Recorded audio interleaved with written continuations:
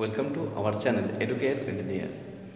প্রিয় ডিএলএডের ছাত্রছাত্রী, নিশ্চয়ই তোমরা থাম্বনেল দেখে বুঝতে পেরেছ আজকের আমাদের আলোচনার বিষয় কী। 2019-21, 2020-22 এবং 2021-23 সেশনের ডিএলএডের যারা পরীক্ষায় উত্তীর্ণ হয়েছ তাদের কনভোকেশন যে বিষয়টা রয়েছে সেই নিয়ে তোমাদের অধীর আগ্রহ একটা ছিল এবং অনেকেই আমি দেখলাম কমেন্টে প্রশ্ন করেছ যে স্যার আমাদের ডিএলএড এই সেশনগুলোর কনভোকেশন কখন হবে এবং যারা এখনও ফর্ম ফিল আপ করেনি তাদের কি কোনো অসুবিধা হতে পারে, কিংবা তোমাদের কনভোকেশনের ক্ষেত্রে কখন হতে পারে বা কখন হবে, এরকম অনেক প্রশ্ন আমি দেখলাম। তো চলো এই বিষয় নিয়ে ভাবলাম আজকে তোমাদের কিছু তথ্য দেওয়া যায়। দেখো, ডিএলএডের 2019-21, 2020-22 এবং 2021-23 এই তিনটে সেশনকে কনভোকেশনে রেজিস্ট্রেশন করার জন্য বলা হয়েছিল। ইতিমধ্যে তোমরা ম্যাক্সিমামেই সেই কনভোকেশনের রেজিস্ট্রেশন ফর্ম ফিল আপ করেছো, আবার অনেকেও হয়তো দেখা গেছে করনি বা করতে পারোনি, যে কোনো কারণেই হোক না কেন। তো দেখো, এটা রেজিস্ট্রেশন যখন করতে বলা হয়েছিল তো আমার মতে বলে করে নেওয়াটাই বেটার ছিল। কেন না, সেখানে কোনো তো ফর্ম, তার জন্য কোনো তোমাদের টাকা লাগেনি, তাই রেজিস্ট্রেশনটা করে নেওয়া দরকার ছিল। যদি কেউ করতে পারোনি, হয়তো হতে পারে আবার হয়তো কনভোকেশনের রেজিস্ট্রেশনের ডেট হয়তো তোমাদের বোর্ড দেবে হয়তো, নিশ্চয়ই।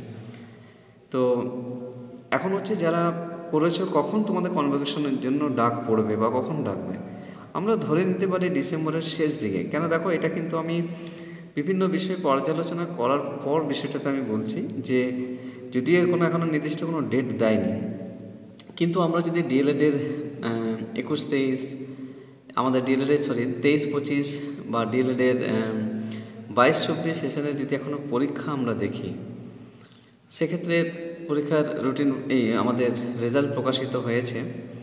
এদিকে আমাদের 2024-26 সেশন চলছে, সব হিসেব মতো বিএডের কিন্তু আমাদের পরীক্ষা চলছে বা এক্সটার্নাল ডেট রয়েছে, সব হিসেব মতো করে যদি আমরা বলা হয় যে 2019-21, 20-22 এবং 21-23 সেশনের জন্য কনভোকেশনের ডেট দেওয়া হলে ডিসেম্বরের শেষ দিকে কিন্তু দেওয়ার একটা সম্ভাবনা রয়েছে।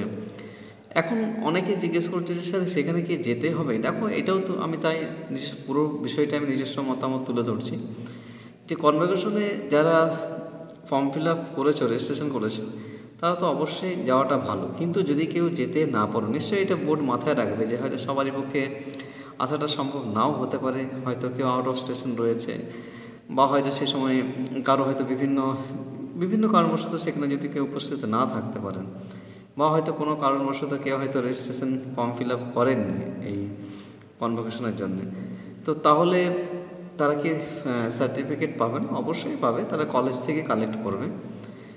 যারা কনভোকেশনের যখন ডেটটা দেওয়া হবে, আমি ধরে নিলাম ডিসেম্বরের শেষ দিকে যদি দেওয়া হয়, তাহলে নিশ্চয়ই একটা নির্দিষ্ট প্লেস থাকবে, সেখানে গিয়ে আমাদেরকে নির্দিষ্ট টাইমের মতো পৌঁছে সেখানে যাই হোক কনভোকেশনের মাধ্যমে আমাদের সার্টিফিকেট হাতে তুলে দেওয়া হবে। কিন্তু সেখানে যারা যেতে পারবে না বা কোনো কারণবশত অনুপস্থিত থাকবে, একেবারে ব্যক্তিগত মতামত আমার যে সত্যি সেখানে যদি কারো অসুবিধা হয়, অবশ্যই কলেজ থেকে কিন্তু কালেক্ট করে নিতে পারবে। তোমরা প্রত্যেকে নিজস্ব কলেজের সঙ্গে যোগাযোগ করবে। হ্যাঁ, একটু হয়তো সময় লাগবে, কারণ কনভোকেশন একটা নির্দিষ্ট ডেট দেওয়া হবে, সেই ডেটে হয়তো তুমি হাতে পাবে সার্টিফিকেটটা। কিন্তু যদি কলেজ থেকে পাও তাহলে অবশ্যই কিছু একটু সময় তো লাগবেই সেটা, কিন্তু মনে হয় কলেজকেও দেবে, সেটা অসুবিধা হবে না। তো যাই হোক, অনেকেই দেখলাম যে কনভোকেশন নিয়ে অনেক প্রশ্ন করেছে। তো যাই হোক, আমি এটা তোমাদের আনসার দেওয়ার চেষ্টা করলাম। ডিসেম্বরের শেষ দিকে কিন্তু তোমাদের কনভোকেশন একটা ডেট হতে পারে। তো যাই হোক, পরবর্তী ভিডিওতে আমরা 2024-26 যে যারা ডিএলএড রয়েছে তাদের ডিএলএডের সিলেবাস, একেবারে তাদের পার্ট 1-এর কিছু সাজেস্টিভ প্রশ্ন আর প্র্যাকটিক্যাল নিয়েও বিস্তারিত আলোচনা করব। তো খুব শীঘ্রই দেখা হচ্ছে পরবর্তী ভিডিওতে।